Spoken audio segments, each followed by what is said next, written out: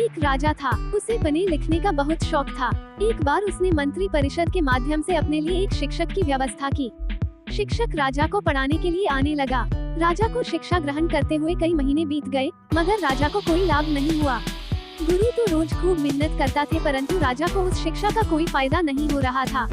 राजा बड़ा परेशान। गुरु की प्रतिभा और योग्यता पर सवाल उठाना भी गलत था, क्योंकि वो एक बहुत ही प्रसिद्ध और योग्य गुरु थे। आखिर में एक दिन रानी ने राजा को सलाह दी कि राजन, आप इस सवाल का जवाब गुरुजी से ही पूछकर देखिए।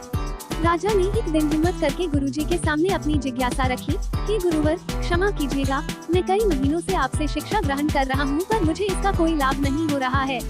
ऐसा क्यों है? गुरुजी ने बड़ी ही शांत स्वर में जवाब दिया, राजन, इसका कारण बहुत ही सीधा सा है। गुरुवर, कृपा करके आप शीघ्र इस प्रश्न का उत्तर दीजिए, राजा ने विनती की। गुरुजी ने कहा, राजन, बात बहुत छोटी है, परंतु आप अपने बड़े होने के अहंकार के कारण इसे समझ नहीं पा रहे हैं और परेशान और दुखी हैं। माना कि आप एक बहुत बड़े राजा हैं, आप हर दृष्टि से मुझसे पद और प्रतिष्ठा में बड़े हैं, परंतु यहाँ पर आपका और मेरा रिश्ता एक गुरु और शिष्य का है। गुरु होने के नाते मेरा स्थान आपसे उच्च होना चाहिए, परंतु आप स्वयं ऊंचे सिंहासन पर बैठते हैं और मुझे अपने से नीचे के आसन पर बैठाते हैं।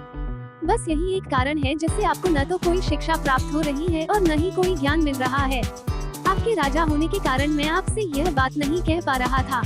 कल से अगर आप मुझे ऊंचे आसन पर बैठाएं और स्वयं नीचे बैठे तो कोई कारण नहीं कि आप शिक्षा प्राप्त न कर पाएं।